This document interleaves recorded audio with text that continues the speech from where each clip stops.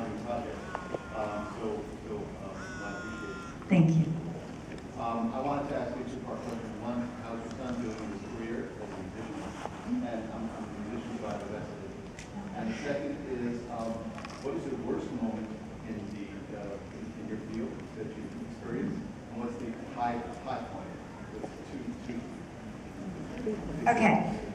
First question to my son. He hasn't really begun his career as a musician because he's still finishing high school, but my daughter is an extraordinary singer, and she's doing it quite well, and she's in the process of creating her first cabaret act in New York City, so we're very excited about that. And it's only a matter of time for my son. You know, we should be like the Partridge Family. The four of us, people have said you might as well just rent a trailer, travel around. The gene pool runs really, really heavy in my family. So thank you for asking, that's really cool. And then the other was the easiest in the... most challenging, The high and the lows of my career. Oh. I'm gonna start with one of the lows. I had a couple lows, we all do. You can't be an actor without lows, period. Anybody out there who's an aspiring actor, the very first thing you need to know and agree to is there are going to be times when no one knows you, no one wants you, nothing that you've done previous to that moment matters. It all disappears, it like flies away. It's like under your feet, you don't know where the floor went and you're down. It's okay, you know? It's part of the process. Everything that you do as an actor is something you create and then it dies. And a similar thing happens to your presence in the world, to your whatever it is, the amount of money you make or don't. There's so many constant fluctuations. So I just want to offer that. But one of the low points, I was doing my very first MOW, and I was in Los Angeles, which I hadn't been in very much in my life, and I was playing a hooker, if you can believe it. High dollar. No. No, not high dollar at all, but I looked great. And unfortunately, my character got beat up. I had a bit of that in the beginning of my career. Then I got some sleep and they stopped casting me like that. They were teasing. My character had gotten beat up on the street. And there was a scene where she was sitting on the floor in an apartment in Los Angeles, just sort of against the wall, and it was clear that she'd just been battered. And the shot was a crane shot, so the camera was coming up, taking a picture of her through the window and going back down.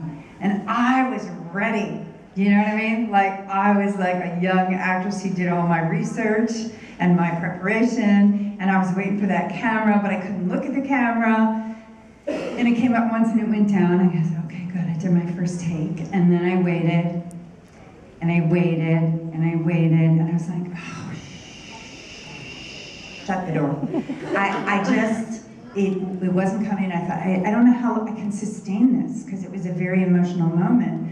And the camera wasn't coming back up, and I didn't know if I should get up. There was no AD nearby. They just told me it would come up and down about 5-10 times, something like that. Didn't come. And all of a sudden, and this went on for a long time, and I was starting to get a little warm.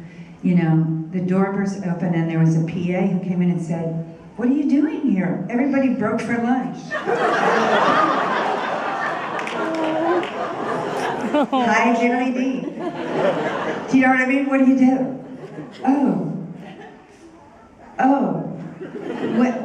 When is lunch over? In about 10 minutes, you better hurry. Where's lunch? About 3 blocks away. Okay, thank you.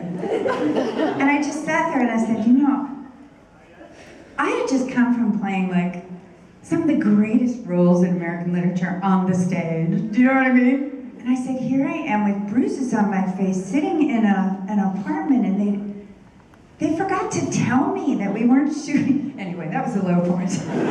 But we should all have such low points.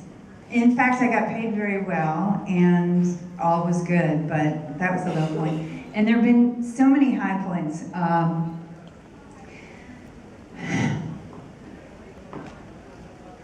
There have almost been too many. Honestly, I can't pick one. I just think that I've been overwhelmingly fortunate and attracted incredibly good material.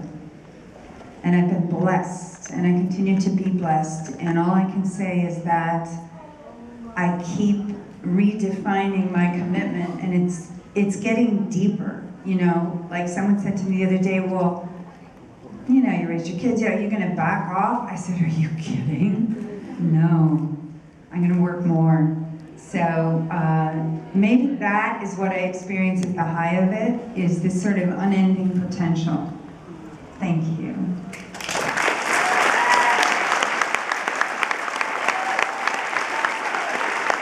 New Orleans, 9 to 5.